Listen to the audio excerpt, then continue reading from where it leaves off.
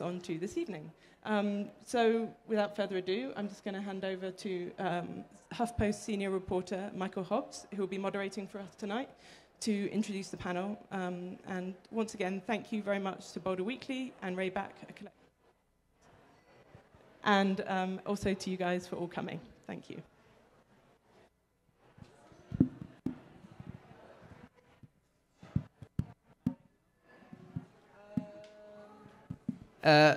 There we go. That sounds like it. Hi, everybody. Thank you so much for coming. This is really terrific. My name is Michael Hobbs. I'm a reporter for the Huffington Post, and I have been covering the housing crisis for about 18 months now. And Boulder is one of the places that we hear about a lot, and it feels like this city is part of a growing national realization in just the last couple years that the housing crisis is not just an issue for San Francisco and Manhattan anymore.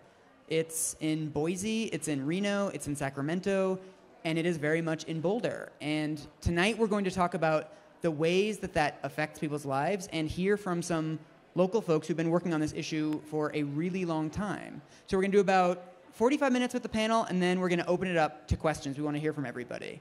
So I'm just going to introduce the panel quickly. Right here is Kurt Fernhaber, who's the director of the Boulder Housing and Human Services Division. He also worked for 16 years in Africa on housing issues in South Africa, in post-conflict zones and in townships. So he brings that. But he's been here for 2.5 years? 2.5 years, yes. So please welcome Kurt. And we also have Jill Grano, who's a member of the Boulder City Council and also a realtor, and also pursuing a master's in urban policy, potentially, hopefully. So please welcome Jill. And last we have Adam Swetlick, who is a board member of Plan Boulder, which advocates for affordable housing. He's also on the Housing Advisory Board, yes? Yes. And in 2016, he worked for Bernie's campaign, and in 2017, he ran for office here in Boulder. So please welcome Adam.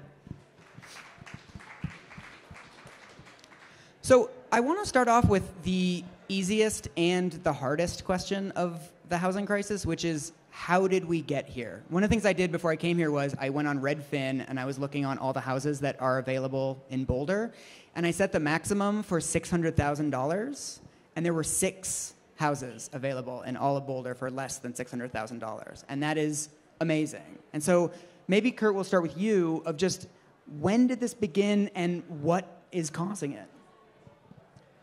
So I think it started a long time ago, partly when God created this place. Very beautiful place to live. I think I came here to school in '81, and there was, I wouldn't say there was a housing crisis, but it was expensive. I think gradually it's become more expensive. During the sort of crash in 2009 or so, from that point it really went up very dramatically. And there was a need for housing. There was a pent-up need for housing. That there's also been policies along the way that have impacted it. We have a growth policy which limits growth and development. We're surrounded by open space. We have a limit on our height. We have a flood, so we can't go down. So basically, in every direction, we've limited ourselves through policy for some very good reasons. But affordable housing has sort of really been incredibly impacted by these policies that have been created. And one of the words I've heard a lot here is Californians. Jill, do you want to talk about the influx of, I guess, the way that the city is changing and the way that the influx of population has affected housing?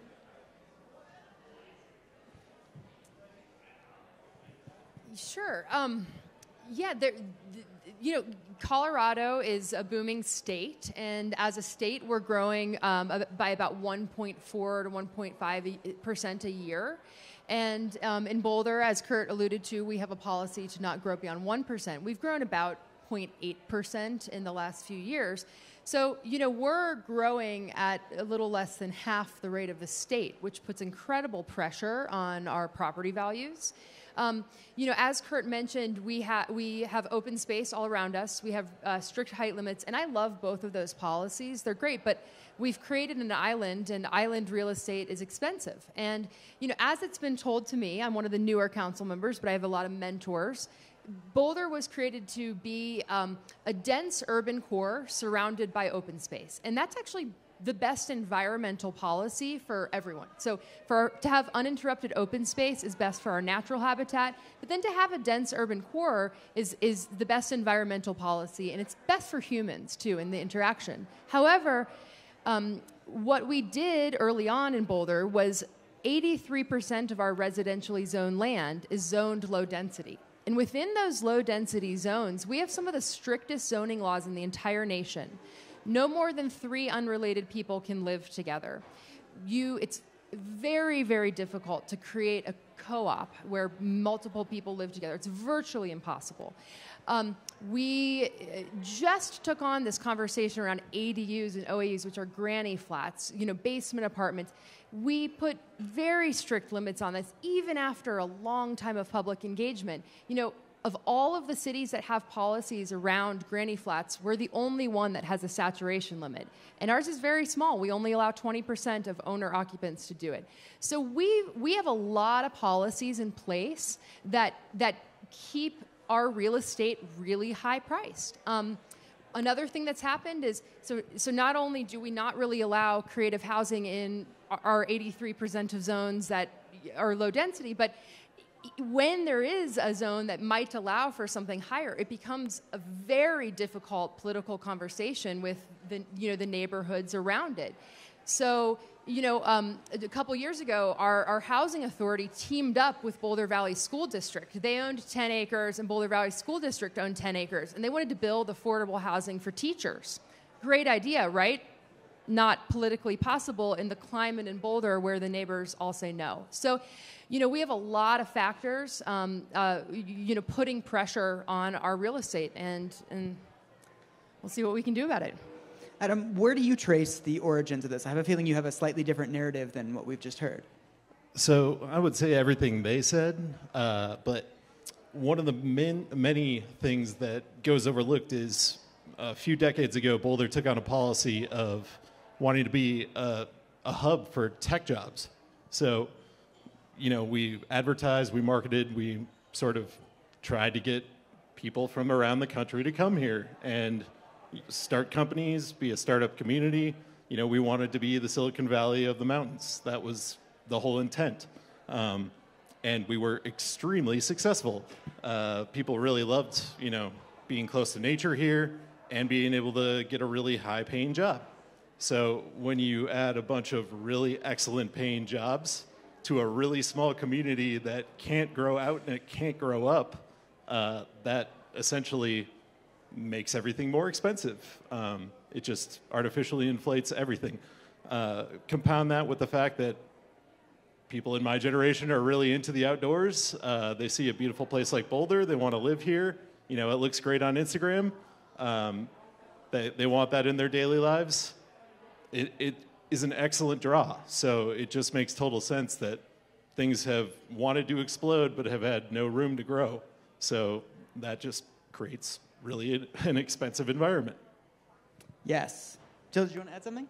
Well, I guess I'd like to take a bit of a contrarian view on the fact that we advertise to tech companies. Actually, the city of Boulder has always had an economic vitality mission and motto that we attract, we don't promote. And so I would like to know, when we promoted actively to tech companies, what we tried to do was create a really thriving, beautiful, livable city, and that by its nature attracts people. That's been a written policy of ours for many years. It's certainly what's posted now. So I think people have come here. But we have to also remember the population around the United States is growing. This is not a local Boulder issue. It's growing all across the country, and there's no city that I go to that enjoys the change that they see. This is maybe a good way to get into the next question, which is what do you see as the biggest misconception about the housing crisis? Because you get into very complicated issues very fast once you talk about rising rents and why, and policies, then all of a sudden you get into inequality and you get into transit, and you get into environmental protection. So, Kurt, what do you think are the biggest misconceptions about the housing crisis? So one of the, I'll go to policies first. So one of the misconceptions that I see in the community,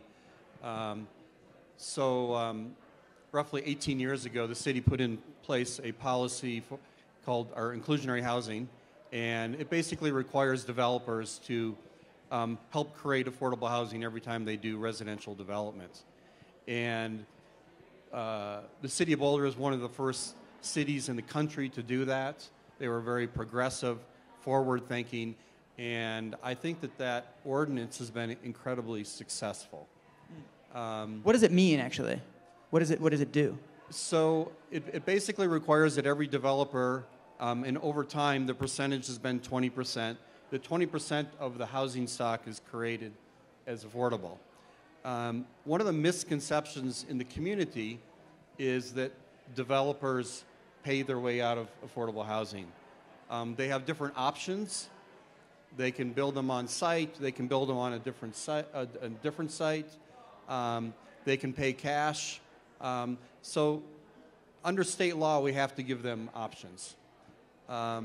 What happens in reality when they pay cash, we work with other partners like our housing authority to actually create more than 20% of affordable housing, because they're actually more effective at creating affordable housing than our private developers are.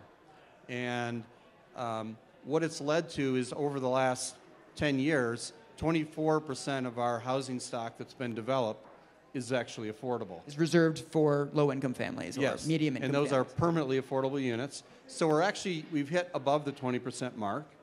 That policy was recently updated to include a middle-income component. And one of the things that I think we're hearing from the community is really around middle income as well.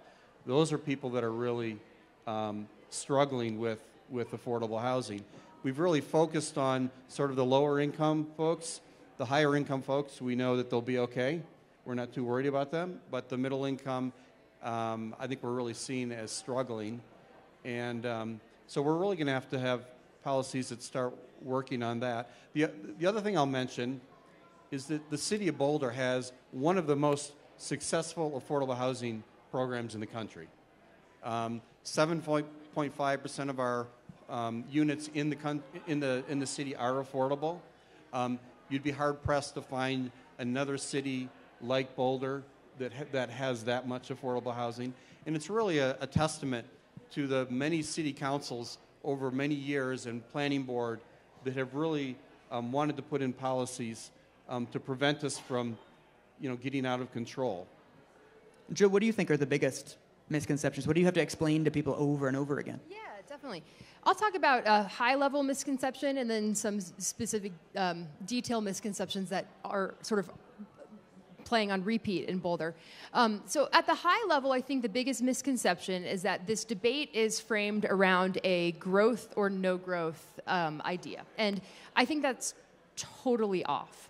And the way that I would ask you to sort of consider this is, if there's going to be a 100,000 square foot residential building go in, but there's going to be, maybe that's a bad number, but let's a big residential building go in, would you rather have 10 luxury units that are going to sell for $2 million, or within that same building, 50 smaller buildings, 50 smaller units that are going to sell for a lot less or rent for a lot less? Would you rather continue to design our city around the car and continue to treat the vehicle as king and prioritize housing for cars over housing for people? Or would you like to embrace multimodal transportation? These are the types of questions that I really see in this debate. Do you want Boulder to stay one suburb? Like I said, 83% of our residentially zoned land is zone low density, and we have the strictest rules in the nation in those zones. Do you want it to stay that, or do you want a thriving, diverse community? This is not a growth, no growth conversation, and yet it's always pitched like that.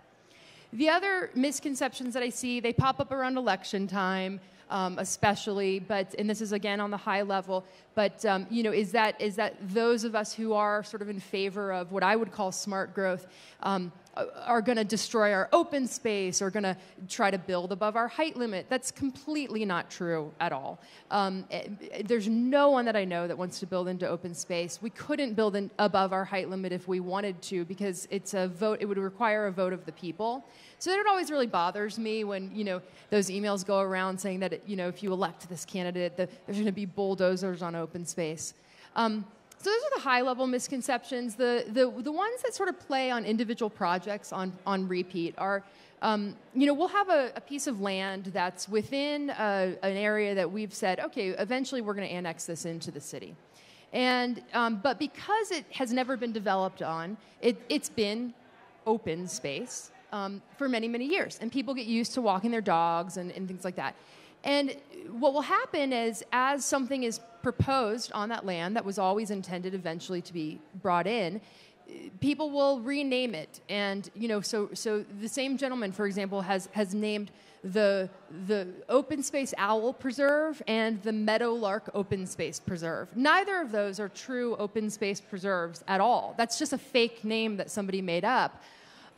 But what it does is it totally changes the conversation. And then, instead of talking to the community about what we're really talking about on those pieces of property, you have to first explain that this actually isn't an owl preserve that the city council is trying to build on, or a meadowlark preserve that the city council is trying to build on. And that's really, really frustrating, to have to go through that conversation first to get to the real conversation. That's good branding, though. Adam, what do you see as the major misconceptions? So there's a big part of the community that gets tagged as never wanting any development at all, looking only out for themselves and their own property values because they don't want something big going up next to them. They don't want to lose a good view. They don't want to, there's plenty of reasons. But in reality, when you think about it, the more you open up rules to development and allow more development, those are your only opportunities to capture any of that wealth back to people who need it.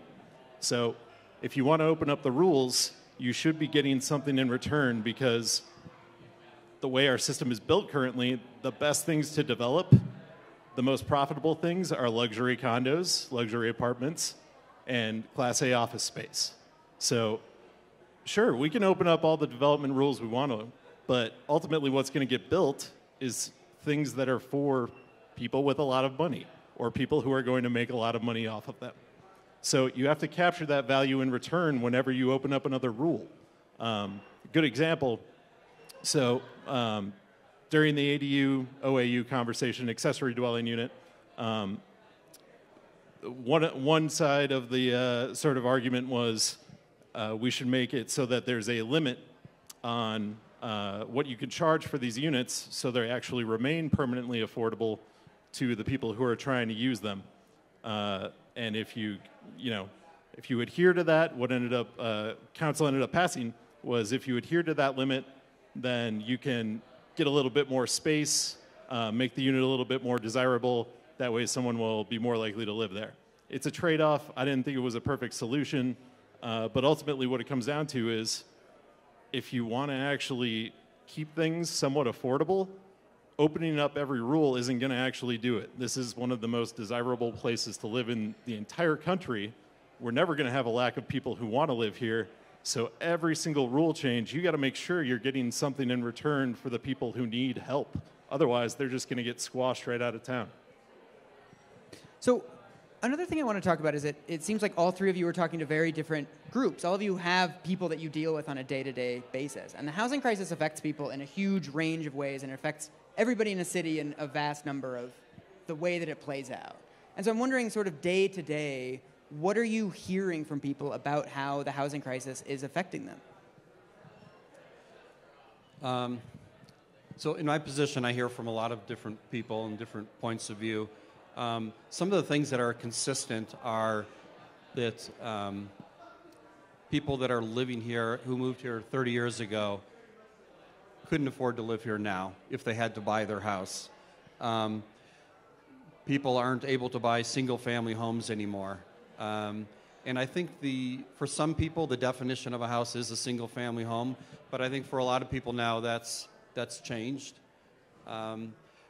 We're also hearing concerns about various populations, like the homeless population, the impacts on some people in the community around that. That's directly related to the price of housing. And because people are being evicted, or? Well, I think one of the things that the community doesn't see is there's a lot of people in our community who are one illness or one car breakdown away from being homeless. And when that happens, they can't make next month's rent, and they've been making it month to month for a long time. And so one of the strategies we've had in the city is to have a place where those people can come to, called our Navigation Center. So really working with them immediately to make sure that they don't become homeless or they can get straight back into housing. So it may be helping them with a month's rent or a deposit or something like that. So there's a number of people that they need that little gap, to help them get through. But there's so many reasons for homelessness. As a country, we continue to go to war, and we wonder why we have homeless people, when they come back from fighting in Afghanistan. Those people are on our street as well. And we have to have services that address that. And as Jill said earlier, it's not just a local problem, but all these problems we're facing, other parts of the country in the Front Range are also facing. Mm-hmm. Jill, as far as your constituents, what do you hear from your constituents about housing? What are the demands that they're making on you, or the stories that they're telling you? Yeah.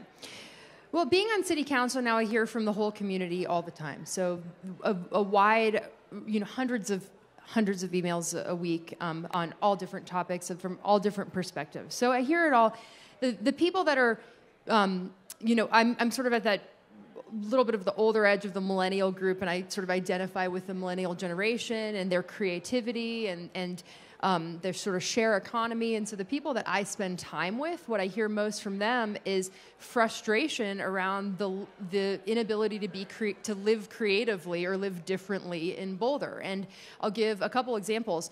Well, first of all, I'm living illegally in Boulder because I live with my girlfriend, and I have 2 children from my previous marriage, and she has 2 children from her previous marriage. And Boulder doesn't recognize a modern family like ours. We're overoccupied in our home.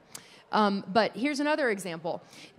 A half-acre lot came on the market, and some girls, a Montessori school teacher, one tech teacher, they had 2 other girls with them, came to me, and they wanted to buy the lot. At the time, this was a few years ago, it was a little old ranch house that was $650,000. The 4 of them wanted to split the lot, split the cost, keep the ranch home, change it into a community house, and each put a tiny home around it. They wanted to build gardens all around. To me, that's awesome. More of that, please, wherever we can.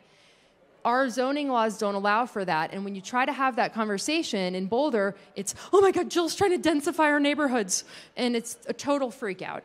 And so instead, that same lot sold to a developer who scraped the house, and they built a 6,000 square foot home with a pool, and they sold it for $3.5 million to a couple who lives here half the year. That's the kind of stuff I hear from my friends, my constituents. I'm just trying to live with a bunch of my friends in a house. It's an 8-bedroom house. Can't we each have a bedroom? No, you can't.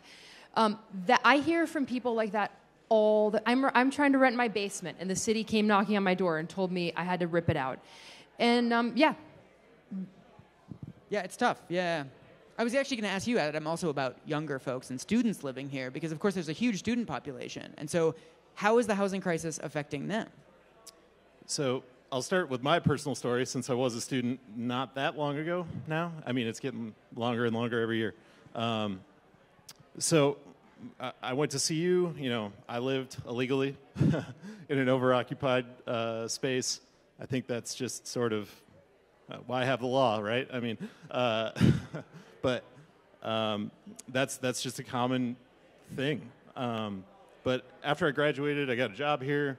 I lived in rental unit for about 10 years, moving from one to the next to try to chase a cheaper rent, still living with as many people as I could. And over time, more and more of my friends have left. It's to the point now where I'm the last one of all my friends I went to college with who still lives in Boulder. And I was lucky enough to be able to have a job to save enough money to actually own a place in Boulder. But, what you can buy for 10 years of savings just to put a down payment on is pretty small nowadays, and pretty old too. So substantially older than me. But the interesting thing is, I've had 2 jobs since I graduated college. That's just what you have to do. It's the common theme nowadays. You can't pay your college off with your summer job anymore. That must have been awesome for anyone who was able to do that. That's really cool. Different world we live in now. So I don't think things have kept up for the students. When you talk about students here in Colorado, specifically at CU, you see CU enroll more and more students every single year, but number one, either they're not willing or they're not able to build the housing for them, and it's sort of exacerbated because they only have to spend 1 year in the dorms, which the students don't mind because it's a little more fun living outside of the dorms, but a lot of colleges across the nation, you have to spend 2 years in housing, and that sort of forces the college to build that housing. So one of the most interesting things a lot of people don't know is CU isn't restricted by our rules. They're a sovereign entity. They can build whatever they want at whatever height they want, whenever they want.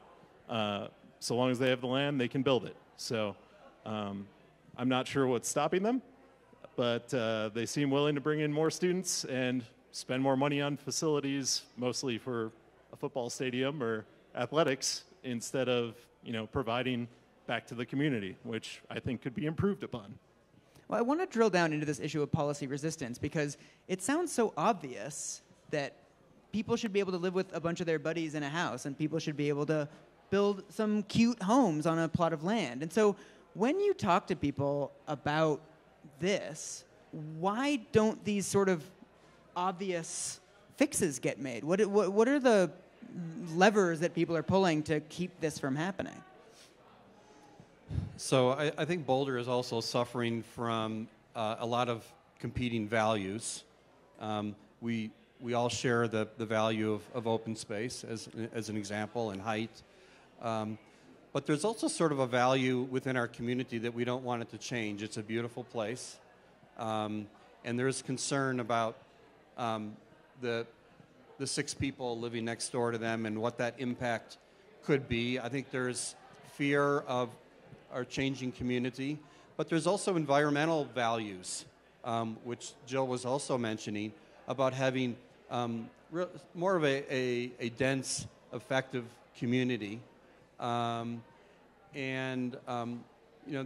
you see that play out when projects come before planning board or city council, that clash of values about let's keep it the way it is, which is contrary to our environmental approaches and just the way we want to live. I think there's also values around community and being able to build housing that creates community.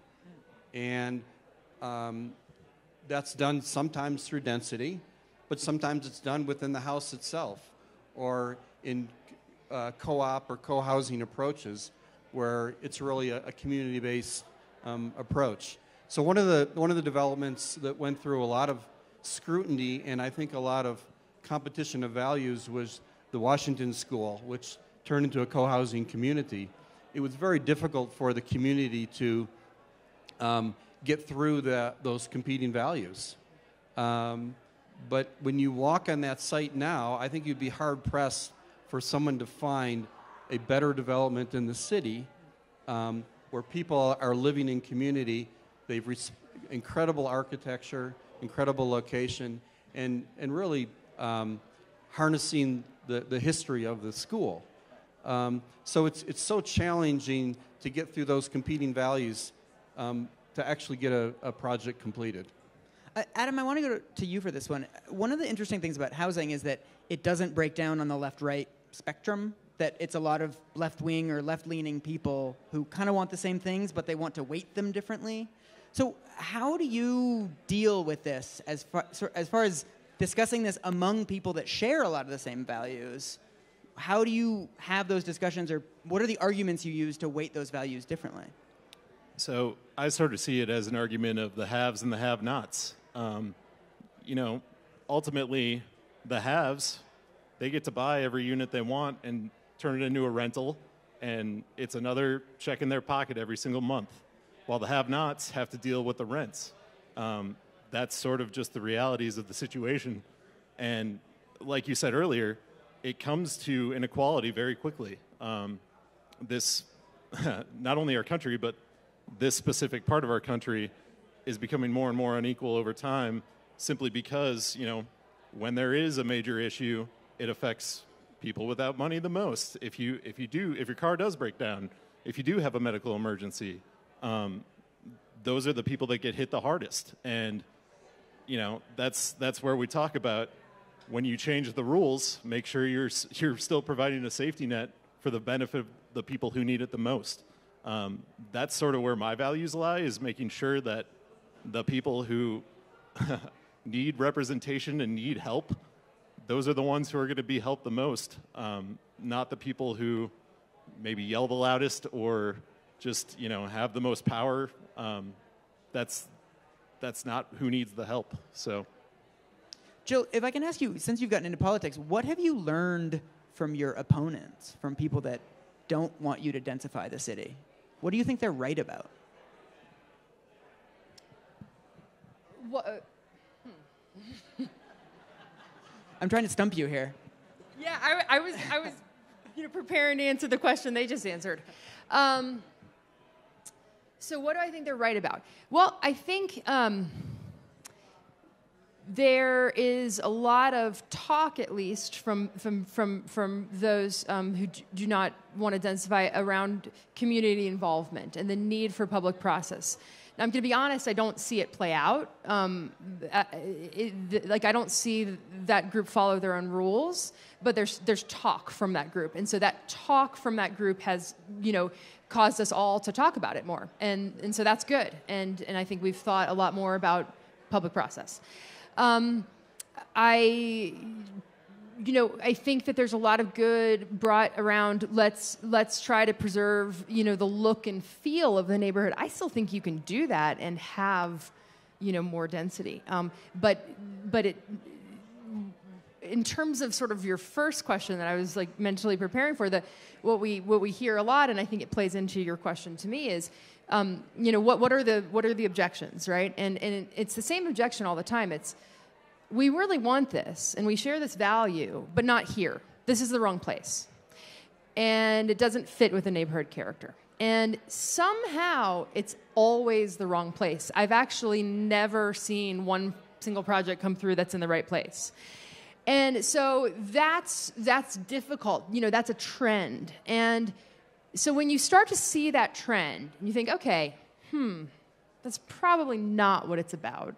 And you start to kind of dig a little deeper. I really think that more often than not, it's around the vehicle. It's, I don't want more cars driving past my house.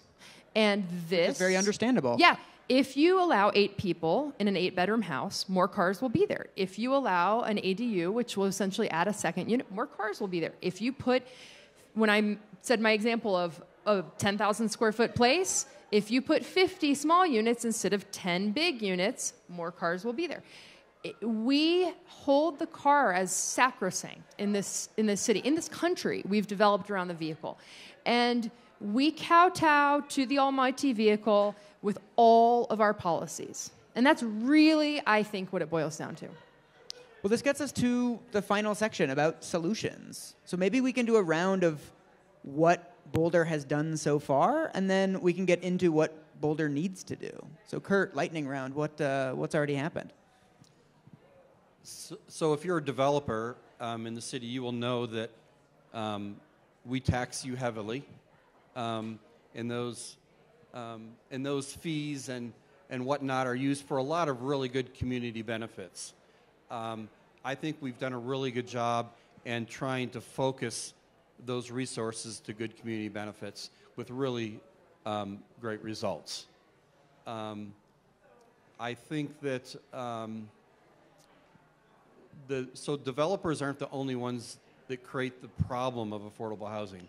So your first question that you asked, this evening was, what are some of the misconceptions? And one of those is that developers have created this problem. Actually, if we didn't have any development in this city for 5 years, our prices would still go up at the rate that they're going up.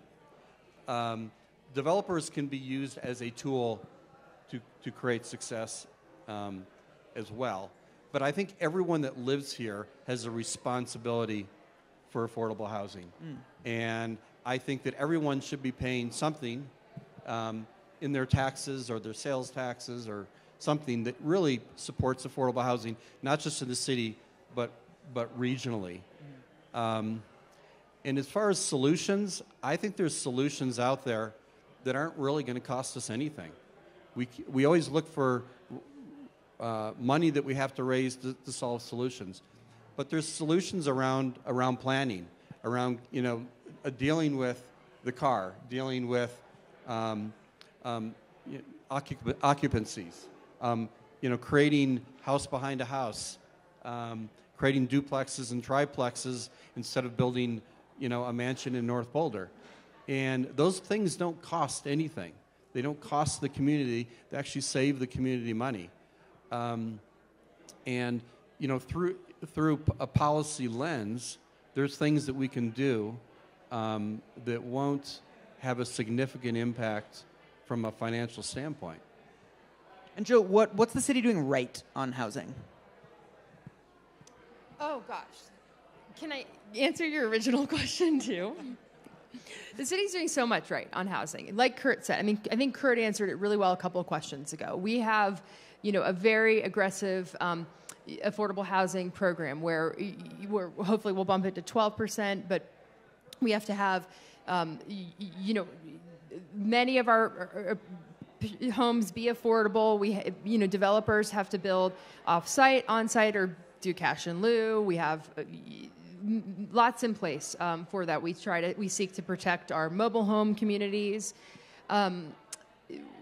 But I will talk, because I think there are solutions. And I'm going to say exactly what I said on my campaign website to almost word for word, which are three points. One, we have a zoned capacity for way more commercial than we do residential, and we need to correct that imbalance. There's a lot of places that are zoned just commercial. Think all out on 55th, that whole east corridor, where we could look at that and rezone to have mixed use. Two, when someone is building an affordable housing development, we do not reduce their fees, we don't reduce their parking requirements, and we don't bump them to the front of the line. We need to incentivize affordable housing. Our fees and our process is so much longer and more expensive than many other of our comparable cities, and we don't give a break to our affordable housing developers. Three is what I've talked about many, many times, which is our 83% of our land's zoned low density.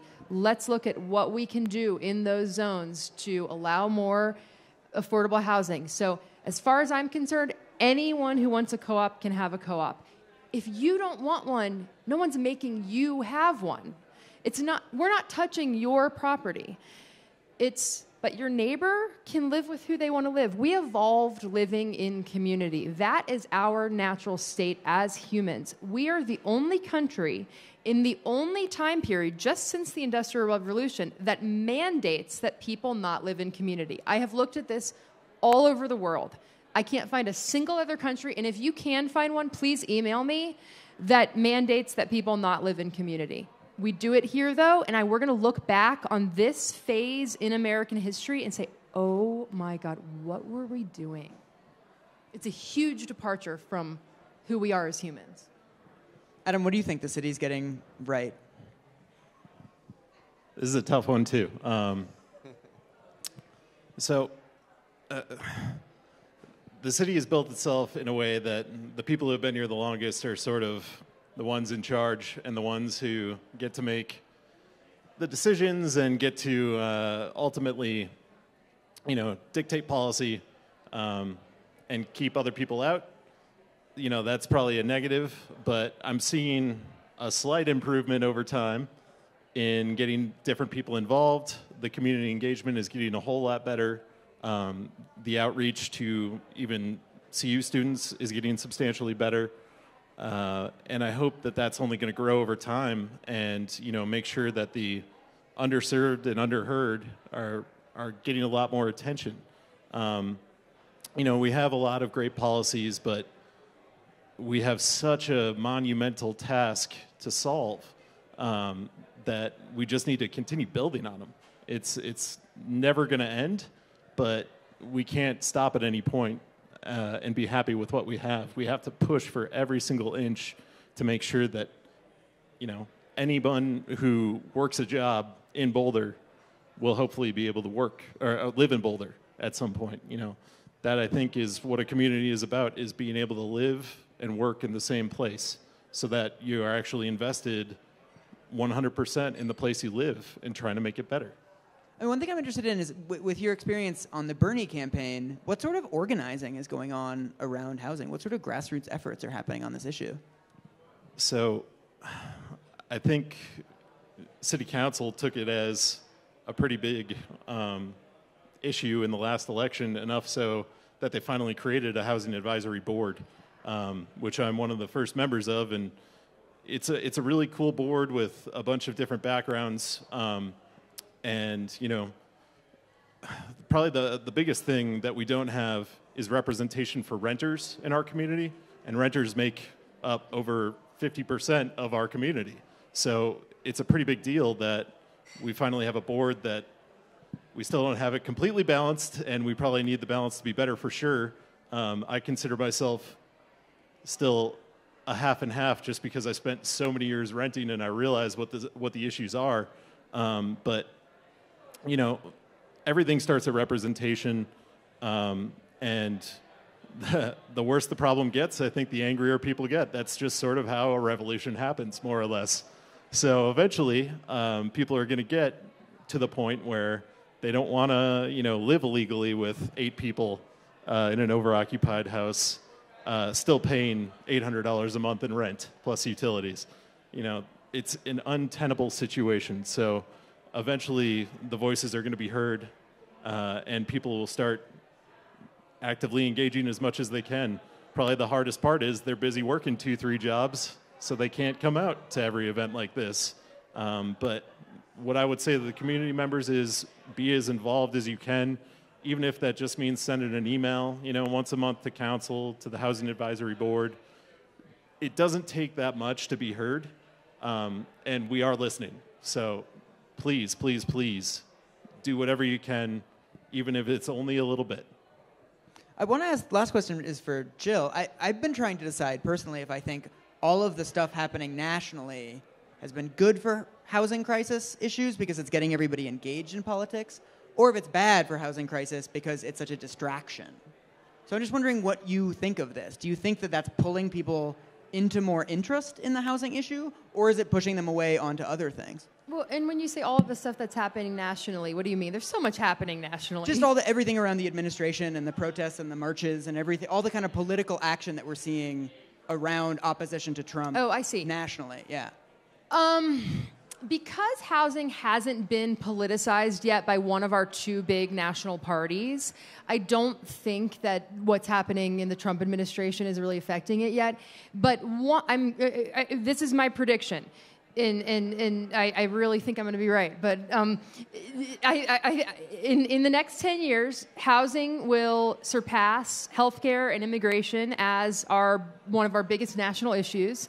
It will be latched on upon by one political party or another. And I have been encouraged recently to see the Democratic Party grab onto it in California, where the crisis is the most heated. But the Democratic Party in California is really embracing the YIMBY movement, the yes in my backyard, the yes, let's be creative, the yes, let's build, let's find active solutions like we've talked about.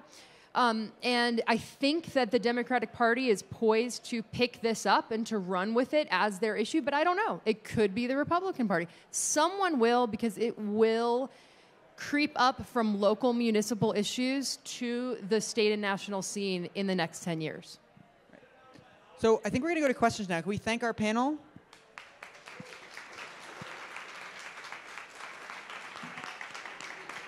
Thanks, guys. We have Tiana is walking around with a microphone. If you could raise your hand and try to keep it brief and ending with a question mark, if we could. Hi, thank you for coming and speaking on this. So my wife and I are in our 30s, young professionals, and we're building our savings to try to buy a home. And I see new houses being sold around me. The for sale sign goes down and a for rent sign goes up. And Adam, thank you. You kind of framed this already as sort of a haves and have-nots discussion. But does the city have a role in limiting the number of houses that an entity or a person can own simply to rent out? Because I feel like when we would go to buy a house, not only are we going to be competing with people that are looking for their first homes, but we're looking to compete with people that are looking for their second, third, and fourth homes. So does the city have a role in that? Adam, maybe we want to start with you. I don't personally know that, but I can tell you, just for an example much like yours, the only reason I got my place is because the owner was trying to sell it to a property management company. Their deal fell through, and I asked if I could just do it because he would save his 5% from a realtor's commission. So that is the only way that I have a house right now. And, you know, total luck isn't what it should take to be able to buy your first home, especially if it's just a one-bedroom condo. That's crazy. Yeah, Jill, I imagine you have thoughts on this one, too. My understanding is we don't have a policy around that, although I think that we should. I don't know. I've actually been studying about this in other areas. I don't know that it should be a prohibition necessarily, but what other places have done in Canada, a couple in the U.S., Washington, D.C. did it for a while and then kind of reversed it. California put it on the ballot and then it didn't pass. But anyway, is an extra fee or tax on properties that are owned, you know, as your second, third, fourth property or by an entity. They do something similar to discourage speculation, which I would love to see us pursue, which is also a fee on, you know, so if you're doing, it's an anti-speculation fee essentially. So there's all these rules in place. Okay, if the property's flipped within a year, if it's, you know, not your primary residence, there's all these things, then there's a transfer tax. Those can be difficult in Colorado with Tabor, but we could do a fee, you know, upon certificate of occupancy. But yeah, I think they're important measures, and you can see globally really how, you know, the wealthy elite affect. Like I was in Rio. I had the pleasure of going to Brazil. And, you know, right next to $5 to $8 million condos is like a favela, you know, like a shanty town. And like, this is just like the global elite buying waterfront, and then everyone else is, you know, funneling off. So you see it in more contrast in places like that. Next question, somebody else? Thank you. I think, Jill, it was you that identified the issue of NIMBYism, that what is undeveloped property suddenly is an owl preserve when what it really is undeveloped property. I would love to hear what all of you think about how we can combat that feeling that people who want to live in or need to live in, quote, affordable housing aren't like us, and we don't want them as our neighbors. How can we address that? Because I really think that is one of our biggest problems. Kurt, maybe you want to start? Sure. Yeah, so that's a huge issue. Last year we looked and compared the process for affordable housing developments and market rate developments. Affordable housing developments in the city of Boulder go through considerably more scrutiny. They do anywhere from 3 to 10 times as much community engagement. as a result, to respond to those concerns.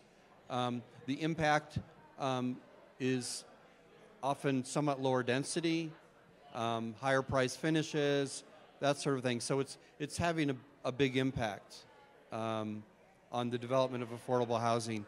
I think we actually need to come together as a community and again have these values discussion. Do we actually value affordable housing? Do we actually value diversity, or do we just think that's the right thing to say? And I think we need to value affordable housing the same way we value open space. It needs to be part of our community. It needs to be infrastructure just like we get water to our house. And I think actually City Council needs to show leadership around that. And they need to say that these are our values and they need to repeat them again. When a project comes forward in that scenario that you described, I think it's City Council's role to actually show that leadership. I mean, if I could just add to that, I've been watching the housing crisis play out in the city where I live, Seattle, and all the other cities that I cover. And one of the things that cities are really doing is trying to streamline a lot of these processes. So they're actually not really trying to win hearts and minds necessarily, but they're taking away the weapons that NIMBYs can use. So one thing that, not in my backyard, that's what NIMBY means, by the way. One of the weapons that they use is that they sue. So they'll sue for a project under an environmental impact law, something like that. And then it's in the courts, and it takes 5 years, and it gets wrapped up. And so what a lot of cities are doing is they're making the requirements for a lawsuit much higher, and they're making it much faster process, that those cases can get thrown out after a month or two rather than going through the entire system. So a lot of it is also just taking away these kind of bad faith arguments that NIMBYs often use to block any development. So ultimately, it can be a hearts and minds thing, but there's also just a political process aspect of it as well. Do you guys want to add anything on that? NIMBY, how to fight the NIMBYs? So probably one of the biggest ways is actually involving the community in the conversations, and I think Boulder has gotten a whole lot better. Every single project has a very, very big input period beforehand. Plenty of time for people to suss out why it's good or bad or what the actual benefits are. You know, the worst thing you can do is do something to the land immediately around a person without asking them, at minimum, their opinion of it. And Boulder has at least gotten a whole lot better about collecting those opinions. Obviously, they still tend to be in the negative, but we are slowly working our way towards, you know, balancing out an actual benefit for existing community members and still being able to build something new that's going to benefit future community members, keep a little bit of diversity, hopefully build the community into a much stronger, tighter one.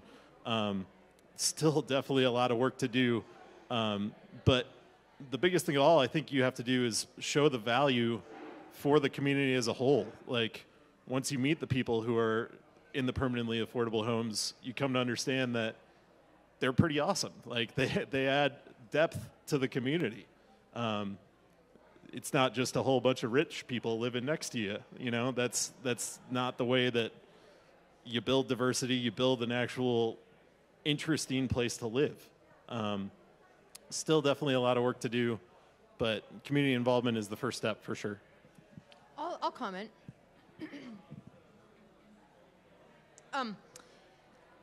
One of the things I've noticed is we do a ton of community involvement, like you said, you know, so many more times than any other project. But there's certain voices in our community that have much more sway on council than others. And so we'll do years of community involvement, and a week before the vote, we get an email from an influential person, and it blows up. And, you know, some kind of stick to the community involvement that you did would be awesome. So I think that's one way, you know, but also I think that very much like this sort of national coming out day movement, I think, you know, showing faces to you know, as Adam was alluding to who lives in affordable housing is really important. One of my colleagues on council who was on council during the whole Boulder Housing Partners, Boulder Valley School District attempt to build affordable housing for teachers, well, not just for teachers, for all BVSD employees, received an email that said, I don't want a janitor living next to me. And, I think that, that is unfortunately a sentiment that's all too pervasive, and we need to really humanize people. Other questions?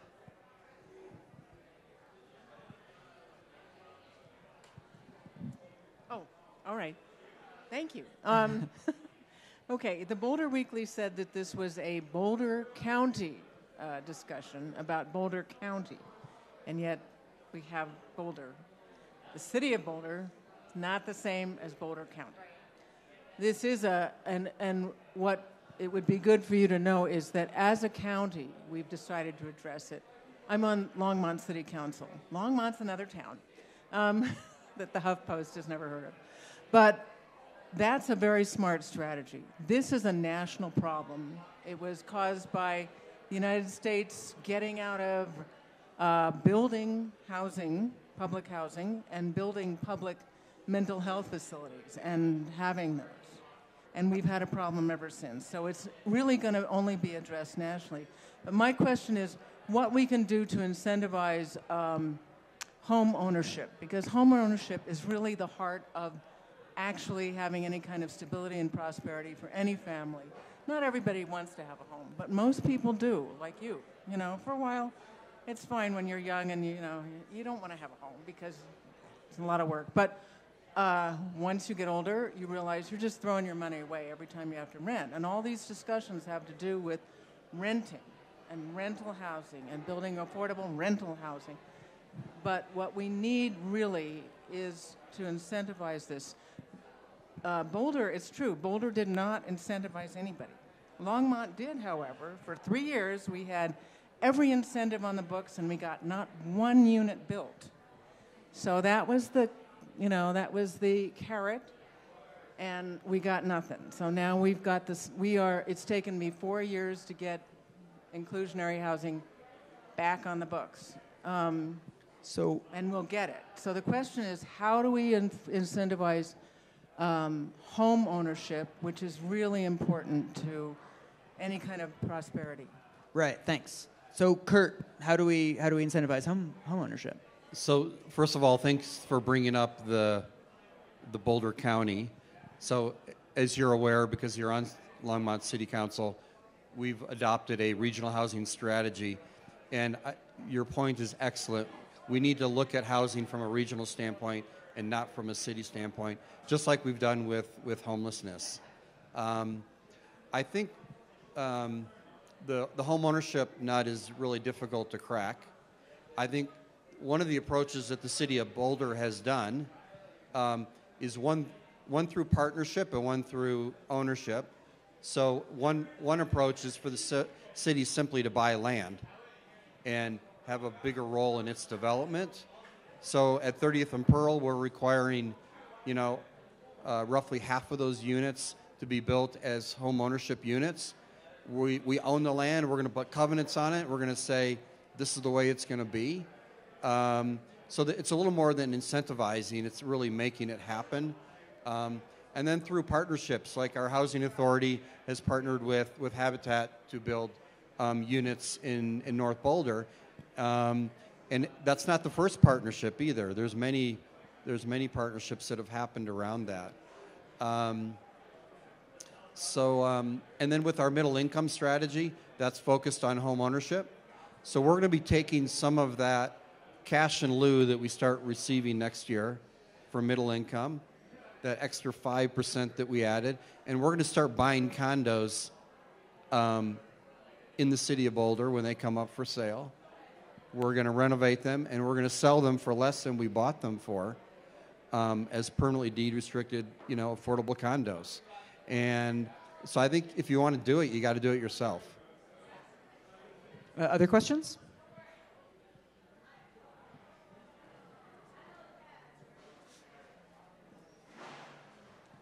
Well, Jill, you said you admitted you're living illegally in your house.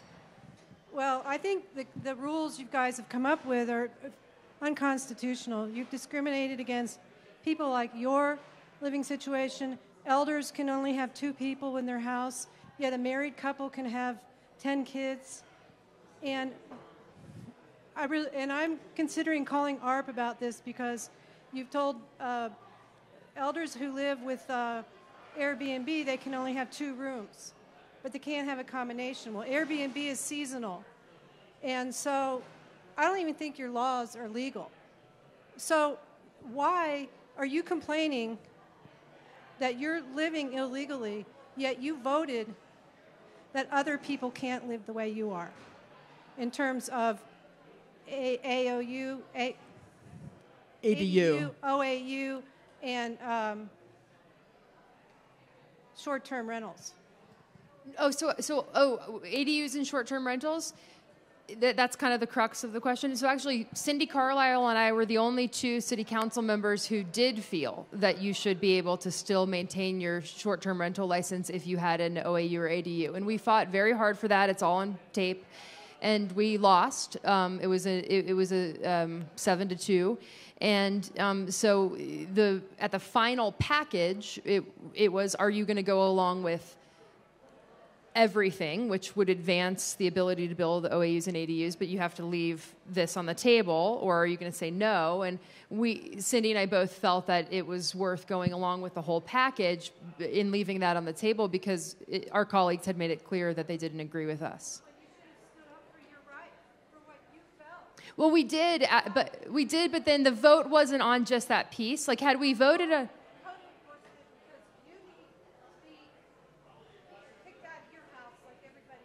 Right. Yeah, well, and actually, so just to be clear, I'm moving back to my home in a couple weeks.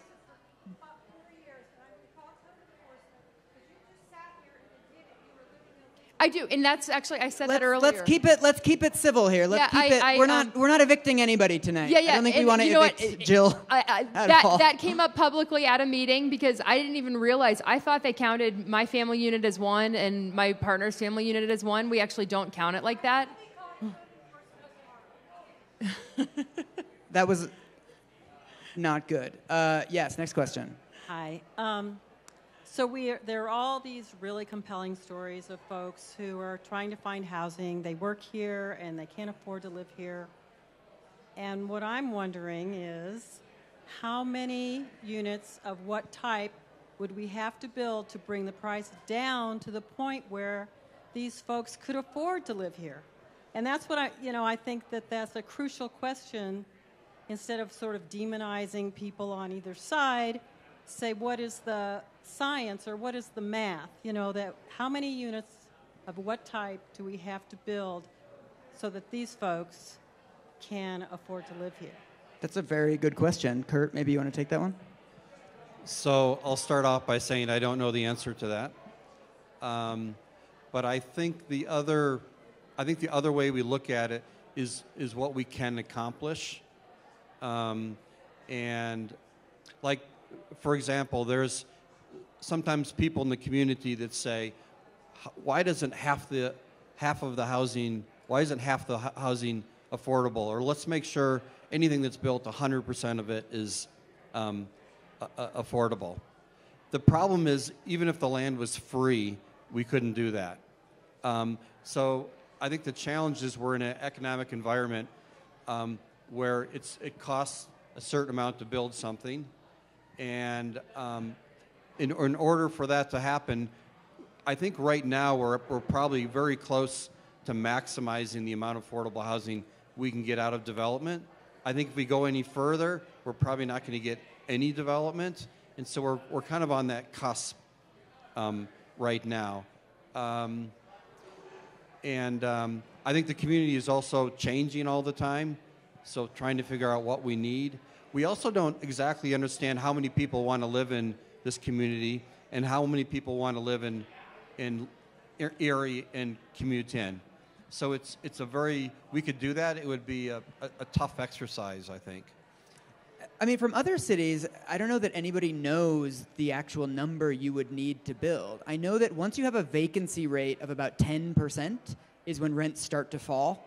And if it's below 5%, that's when they go up. And so in a lot of cities, 2-3% vacancy rates is when you just get these huge climbs in rents. And then essentially in other cities that have tried doing this, you just build a ton of houses, you get the vacancy rates up above 10%, landlords start lowering the rents to get tenants in, and then the rents overall start to fall. But it's really about equalizing the number of people who move to your city and the number of housing units that you build. And you really need to, it's sort of weird, but you need to overbuild. You need an oversupply of housing for the prices to come down. And the hardest thing is everybody's kind of trying to match supply and demand, but even if you match it, then the prices are just going to stay flat. And you actually have to build too much to make the prices come down, but it's a very hard sell to people to say, hey, next year let's build way too much housing and hope that the prices will come down. But from experiences in places like Boise and San Francisco, it seems like you just have to build lots and lots and lots and lots of housing, and that's So what's can I so just hard. say one more thing quickly? So you're aware we have the 1% growth rate.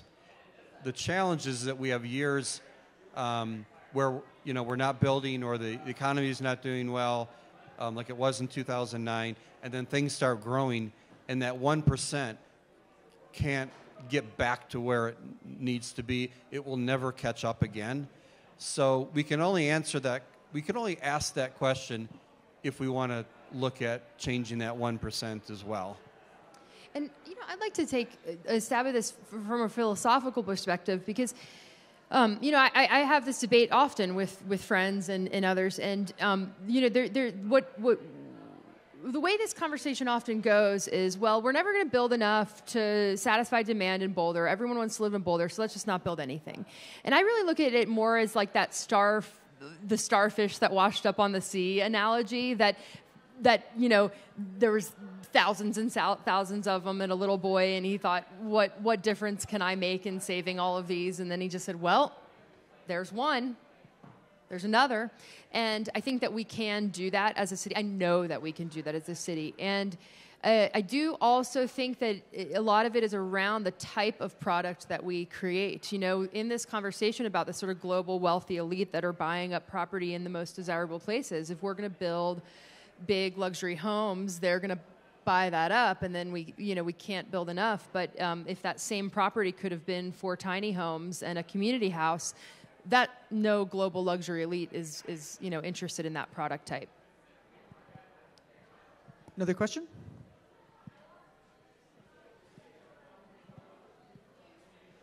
So I want to go back to a moment where you were talking about the problem of somebody getting ill or something happening, and there's a person losing their home and not being able to go back, and then they're homeless. And you said there were things in place here, but there really isn't. It doesn't seem. So I have a friend in this situation, and so isn't there some way to give more support to when this happens to someone? Isn't there? Maybe there could be some kind of interim housing where people could go into, because if they have to, in order to get back or get into low-income housing or something like that, it takes at least a year. You have to get on these lists. You're in a lottery. There's all, and meanwhile, the person, is going to die if they. What do they do? So there are some programs. There are programs through our navigation center for individuals that help with short-term rent as well. EFA is one of our most well-renowned and successful nonprofits in the community. They help hundreds of families with rent, and that's supported in a great proportion from the city of Boulder. So they're helping families and stopping them from missing that last month, helping them for 2 or 3 months, really getting back on their feet. I think there's been a huge success with families. The individuals are a little tougher, though.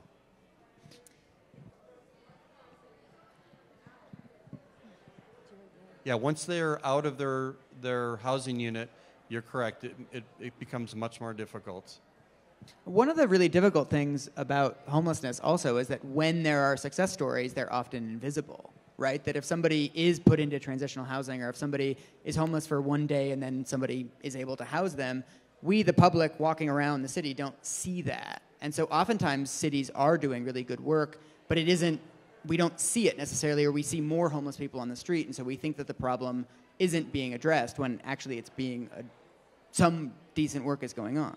But Adam, did you have something to add? Yeah. One of the biggest problems, I think, is we also criminalize being homeless. We essentially criminalize being poor. So first we need to take the steps. Yeah. You're totally right. It doesn't even mean you're poor. It just means you just don't have enough to live in your same situation anymore.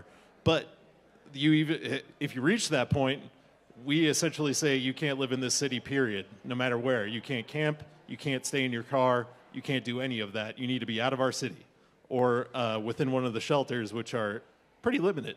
So there are many steps that need to be taken, and I'm not saying I have a solution specifically, but there's a lot that can be done still that hasn't been done just to help that transition a little bit by not making homelessness very illegal. Other questions?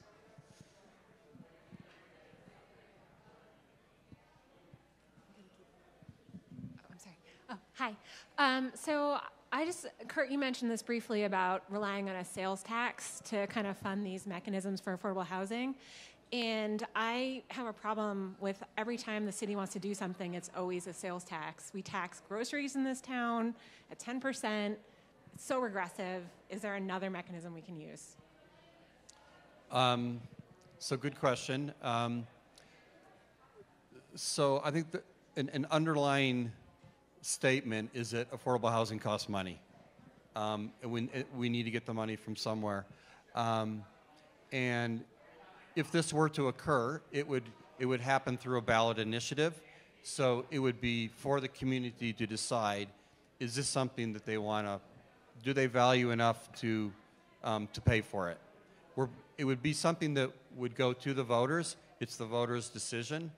So as I mentioned earlier, there's several different tools we can use. Some of them cost money and some of them don't.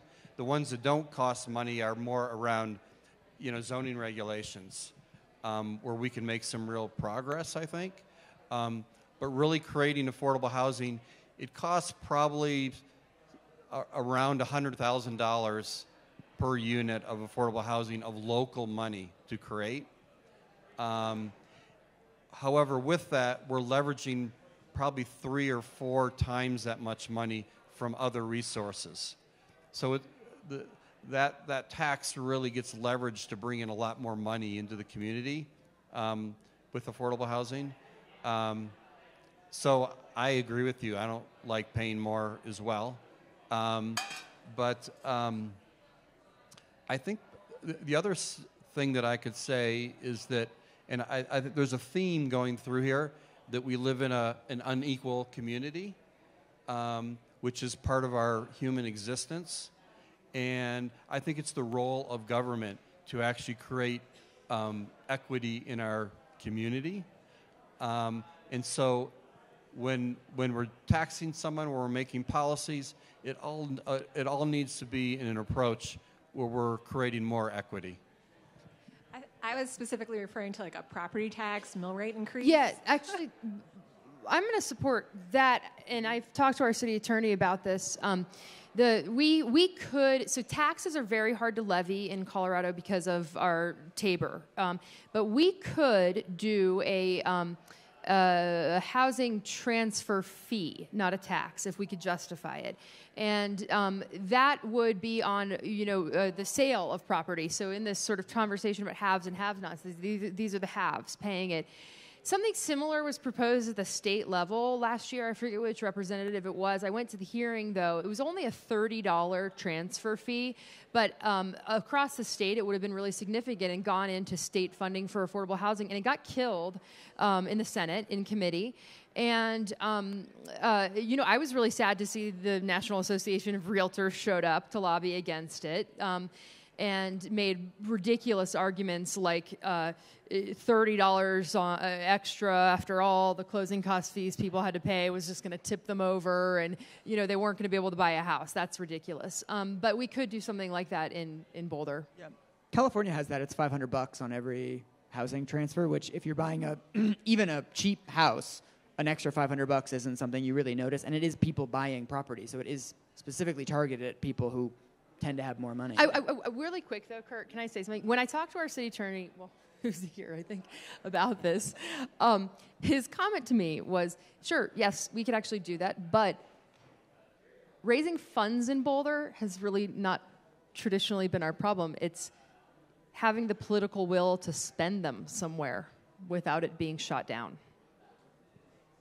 So sales tax is one thing I was putting out there. I'm not advocating it. So we're actually going to be doing a survey in middle of November as part of the regional housing strategy, actually reaching out to the community through a survey to find out what types of taxes they would support and which ones they wouldn't support. And if they call you, I hope you'll give your opinion. Other questions? Yeah. Tiana, do you have the microphone?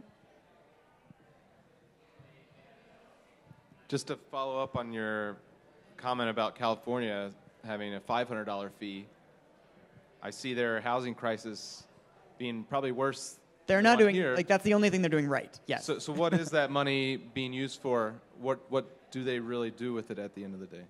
Well, I mean, one of the challenges that Boulder is facing, and many cities are facing with this, is that, as Kurt mentioned, as housing prices go up, building more housing becomes much more expensive. We also have the prices of steel and the prices of wood are at the highest levels they've been in years. The price of labor, there's a shortage of construction workers nationally right now, which makes no sense because those are great paying jobs, but it's really expensive and oftentimes very difficult to get enough construction workers even to come to your city to build stuff. And land in a city like Boulder, where the prices are going up, if the city needs to buy a plot of land and the city needs to build 10 apartments on it, if it's $100,000 per unit, you're talking $1 million to provide housing for 10 people. That's really expensive. And so in places like California and everywhere else facing a housing crisis, they're raising more and more money, but the worse your housing crisis gets, the more expensive it gets to provide affordable housing. So it's like every day you wait, the cost of fixing the problem gets higher, which is why many people are now advocating for much faster solutions of things like tiny houses or things that are just get people into housing now, because if it's $100,000 today, it's going to be $105,000 in another month. It's even more than that. But I mean, building one unit of housing is very expensive, regardless of the mix that you have of what the local funding is. And there's also the thing too that the federal government is giving less and less money for this, meaning local populations are having to pay more of their money. So their sales taxes are going up or other taxes are going up, and people are losing patience with, why am I paying so much more in taxes all the time in a city that's getting more expensive? So it's like this perfect storm of, I'm being very dark, I'm sorry, but it's like this perfect storm of just things that make it harder and harder to solve the worse it gets. Kind of along the same lines as affordable housing becoming more expensive, is there any kind of downward pressure on prices to keep, for example, land in Boulder, and I will say I'm not from Boulder, but land in Boulder or housing in Boulder less expensive so that it becomes more affordable for everyone? So we don't have anything in place like that, and we can't legally do that according to state law. And however, one thing that we are doing is sort of a preservation policy. So we're purchasing, I shouldn't say we're actually working through the city's housing authority to actually purchase existing apartment buildings and turn them into affordable housing. And over the last 3 years, I think we've been able to preserve about 350 units that were previously on the open market, and now they're permanently affordable housing units. And we've also preserve some middle-income units as well. But those are, each time you buy an apartment complex, it's like a $10 million down payment. So it takes money to do that. But I think the city council in particular has said this is a strategy we really want to push for. And so I think that's a great way to accomplish it without creating new development, but it takes a lot of money to do it. I got something on that real quick, too. So a lot of the questions that we hear on the Housing Advisory Board, the solutions can't be found at the city level. A lot of it is at the state level. So it just shows the importance of voting and voting for the right people. Otherwise, the massive inequality only continues to grow.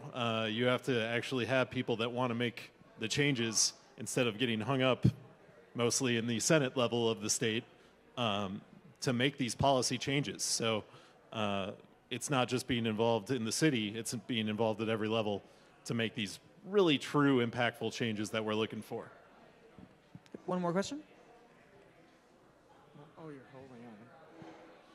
So I've been here almost 50 years, and I remember why I came here. There were two reasons. The most obvious one is the mountains. It was so beautiful. But there was another one. Somebody offered me a job. Otherwise, I wouldn't have come here. And so the present situation, we've been talking now for however long, more than 2 hours, about the shortage of housing in Boulder. But I think almost, I don't know what the numbers are, but most people who come here need a job, and they wouldn't come here otherwise.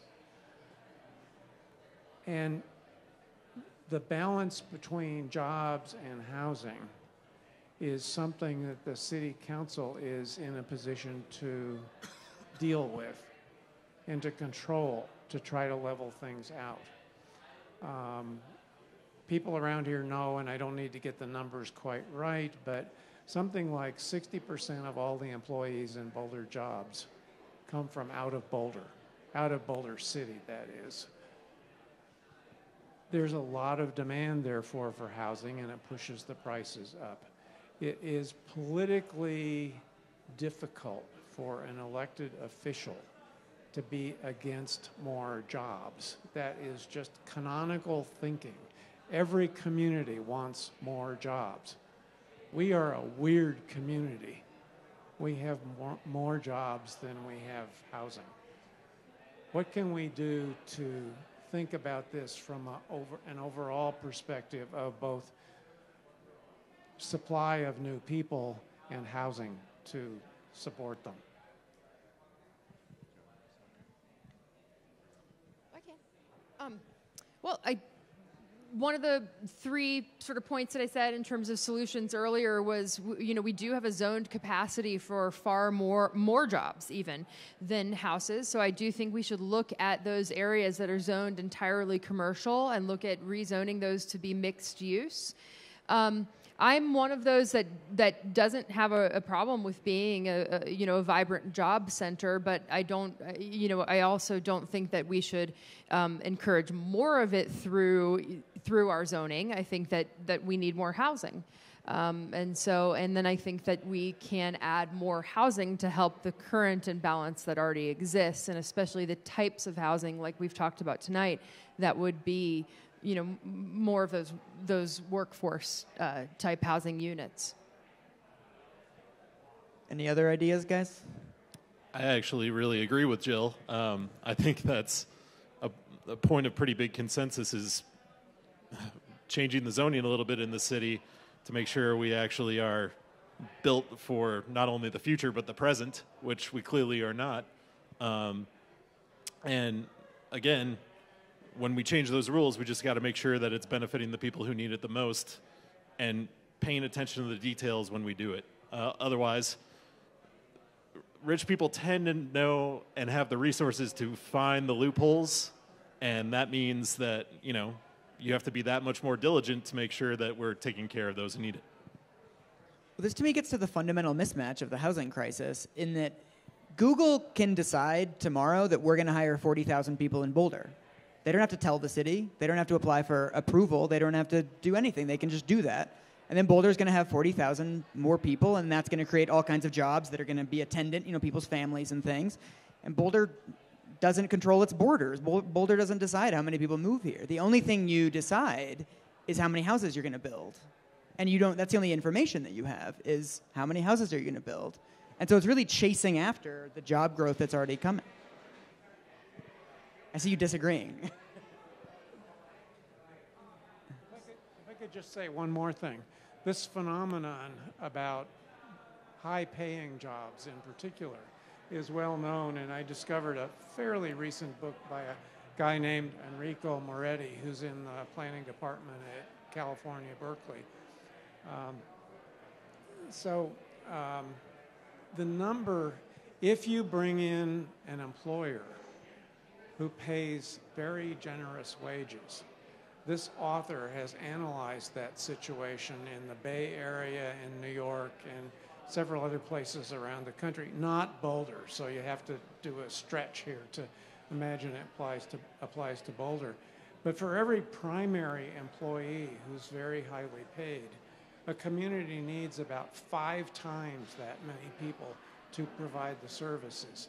And when I read this book, I noticed it didn't count the additional family members that primary employee needs to bring in. I remember, back in the 80s, there was a number, Kurt, floating around the city that the multiplier wasn't 5, it was 7. But that still seems to be about right if you add family members to what we have here. And we can control where and how profitably people can build buildings in Boulder. So it is not uncontrollable. It is not the case that all we can do is build more housing.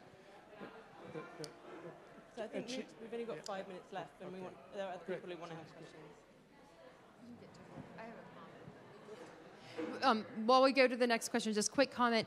Being in real estate, every single person after Google decided to move in, everyone I met with said, Google's moving, my house must be worth so much more. The Google employees are going to drive up prices. My experience has been, and if you look, this is just fact, the average Google employee makes $100,000 to $125,000 a year. In Boulder, that actually doesn't buy you a house, and it certainly doesn't buy you a $2 million house. My experience in Boulder is that the wealthy folks that are moving in here aren't because of our job center. It's that they've sold a tech company somewhere else, and this is a beautiful place to live. And relatively speaking to their California places, it's cheap. And they move here and they're not necessarily working. These are trust funders. These are big corporate. This is the names of people you would recognize. And whereas Google employees now are very middle income in Boulder. Okay, this might have to be our last question. Thank you. So I'm actually interested really in Adam and Jill's answer to this question, and then maybe Kurt at the end, depending on how much time. But we've talked a lot about middle income. We've talked about how hard it is to create affordable housing. I'm a huge advocate for the working poor, so those who are making the 0 to 50% AMI, making around $55,000 to $60,000. How do you see balancing priorities, and what do you see government's role in actually providing housing, money, services to people who are making between $60,000 and $100,000 per year versus those who are making between $0 and $50,000 a year? That's a great question. I have a much more limited experience in Boulder's government, so I don't have all the answers about what exactly we can do, but I totally agree with you that you have to start with the people who need it, and it's those people, like service industry people who are working as firefighters, teachers. Those are the people that you have to specifically pick out and help. And it would have to be a pretty progressive, innovative solution that probably hasn't existed in the country so far, but Boulder certainly seems to me to be the right place to start. It just takes elected officials to actually make those changes. Well, I think that Boulders Policies actually do pretty well at targeting those numbers because our 10% affordable housing mandate is actually all geared at those AMIs. And then we have this new 5% middle income. And I think that you're right that there's been a lot of recent talk about the middle class because we've realized that, oh my gosh, even they can't make it here. There's this hollowing out. And you know, but I think that you're also, I understand your point because the disparity between the haves and the haves not is growing so much so that there's far more than 10% of people that make less than 50% of AMI or 50 to 100%. And so there's still so much more that we need to do. And I do hope that we adopt the regional strategy of upping that lower level to 12% instead of 10%. But we are doing, even now, twice for those incomes what we are for middle incomes. And it's not enough, but it's what we have. So currently, there's roughly 3,500 affordable housing units in the city of Boulder. I think 110 of them are middle income.